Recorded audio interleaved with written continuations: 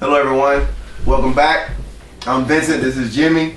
We're at Couch Coaching, and we're talking about the Pittsburgh Steelers, and we're going to break down their third quarter matchups. And right now the Steelers are 3-3. They still have one more matchup in their the second quarter of their season against the Washington Redskins. But the first team they play in their third quarter will be the Super Bowl champion New York Giants at New York. Yeah, I'm not liking this matchup at all. Why not, Jimmy? When you look at it, the defense for me right now hadn't stepped up enough. I need them to step up more. Yeah. The run game, I'm not really too worried about when it comes to the Giants because it's a hit and miss every game. Right. The passing game is what I'm concerned about with Cruz and all them other cats who can run down the field. Right, exactly. Because Ike Taylor, I have to give props to Ike Taylor. Ike Taylor has done a tremendous job really just shutting down, wide number one wide receiver right there. So I know he'll be on Cruz, but I'm still worried about Troy being out. Right. Still got, some other injuries here and Harris there. is still not completely healthy. Right. And so, and even though we're getting pressure, we're not getting sacks and we're not getting the takeaways from them. Right. If I had to pick, I would actually have to say that I do believe that we will lose this game. Yeah, and the thing about it is that, the Giants, that team is, they're one of the most complete teams in the NFL. Right. Because they can run, they can pass, they can get pressure on the quarterback. With all their defensive backs getting healthy, Prince Amukamara has been looking pretty good since he came back from his early season injury. That is true. So I think that I feel the same way as you do. I think that the New York Giants will be able to beat the Pittsburgh Steelers at MetLife Stadium. Yeah. In New York City. It's going to be a good game. Right. I think it's going to be a shutout. Yeah. I would like it.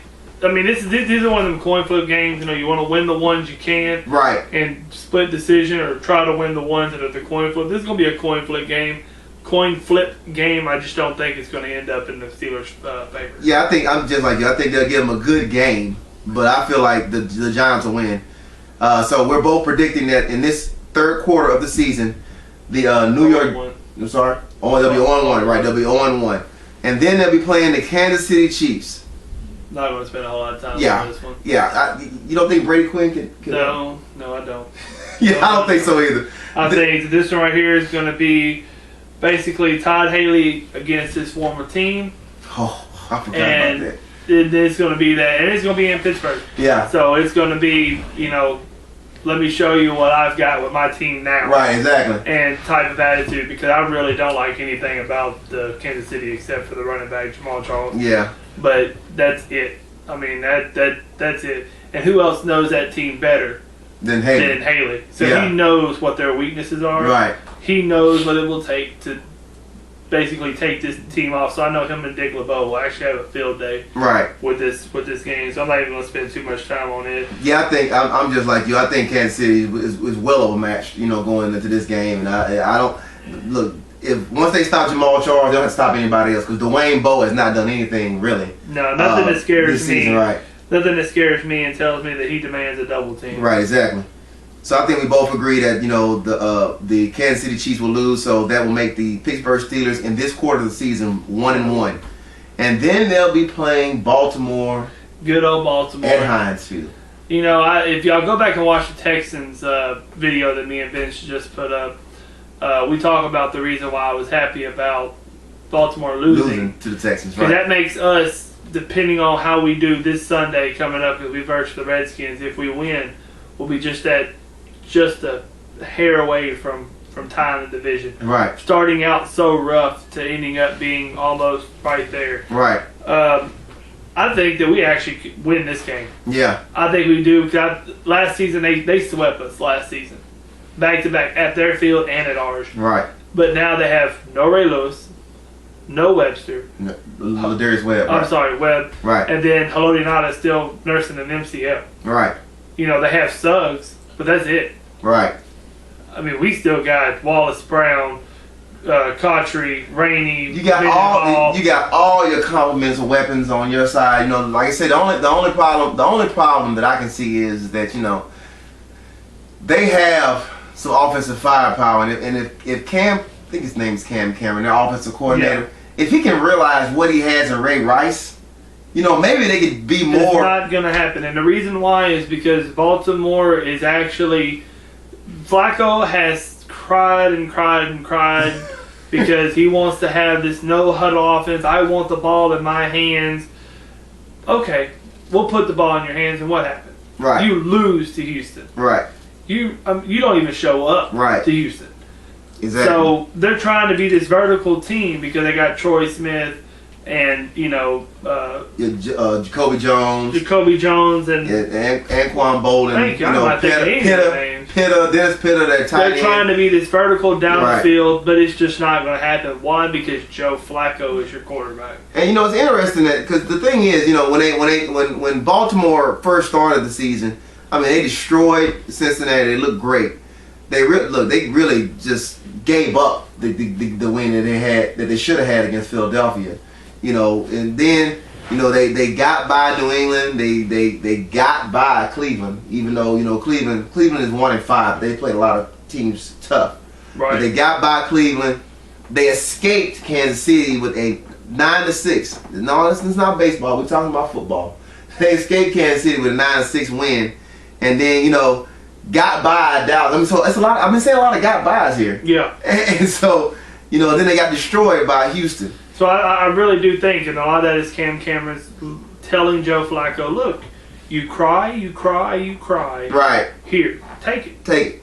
Because I'm tired of everybody saying it's my fault that I'm not giving you the complete control of this offense because Ben and everybody else does it so well. Right. Here. And this is what happens. Right. This is what happens. So, yeah, this game right here I think will win. So I'm predicting 2-1, third part of the season. Yeah, I'm going to, and this is, I'm sorry, that's a prime time game as well. Oh yeah, we're going to shine. Yeah, and I think, you know, Pittsburgh generally shines on, and this is a matchup that they both look forward to. Both teams look forward to these matchups. Well, Baltimore's not looking forward to it. No, I don't think so either. And I think that Baltimore will lose and Pittsburgh will beat them on this prime time matchup. So then that leaves for the Cleveland game at Cleveland. Okay, now I have to say, in Cleveland's defense, they always normally play us pretty hard. Right. Ben normally always gets hurt in these games. Right. So, but I like what I see right now with the offensive line. Ben has not taken as near as many hits as he had last season at this time. Right. Am I predicting Cleveland to beat Steelers? Is that what you're thinking? Because it's not. Don't get that twisted. They're definitely not going to allow that to happen. Right. I don't see that ever happening, to be honest with you. This not in the near future, right? This is not 1960. This is not Otto Brown taking control. This is Brandon Wheaton, who is 28 years old. Right. And he's never seen the Pittsburgh defense, so not worried. Right. The only thing that I do see as being a problem will be Richardson, but again, he's playing hurt. That's what they keep saying. But I don't see.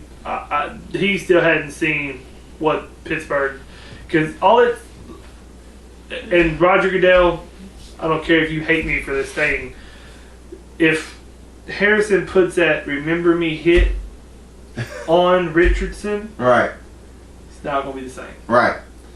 Because I mean, look at I forget his name. He's a wide receiver for Cleveland. Joshua Cribbs. Yeah, him too. There's another guy though. Oh, okay. I'm sorry. It started with an H. I'll think of it later after the show is done. But he came across the middle. Harrison lit a fire into him. Okay. He does not do that no more. Right. He does not. He'll return punts. Right. But he does not come over the middle. No right. more. Right. He knows where Harrison's at. Like you said, that memory hit. And I think, look, the thing about it is that for Pittsburgh to have played so poorly through the first half of the season and lose some games that they should not have lost. Oakland. To Oakland, to Tennessee. They shouldn't have lost those games. They actually, even though the Denver game looked more lopsided than what the score actually was, they should have won that game. I think that they'll beat Cleveland, and then and then seize control of the AFC North as well. Yeah. So I think we both agree that they'll be in this quarter 3-1, and looking to take control of the AFC North. And if anything that I've said you don't agree with, leave it on the bottom. Yep. Leave a comment. We'll get back to you. We always do. Go check all the other feedbacks. Hit us up on Couch Coaching 12 at Facebook. We've got a Twitter account now, right. Couch Coaching 12. So y'all be good. Hit us up, and thanks for watching. Peace and hair grease.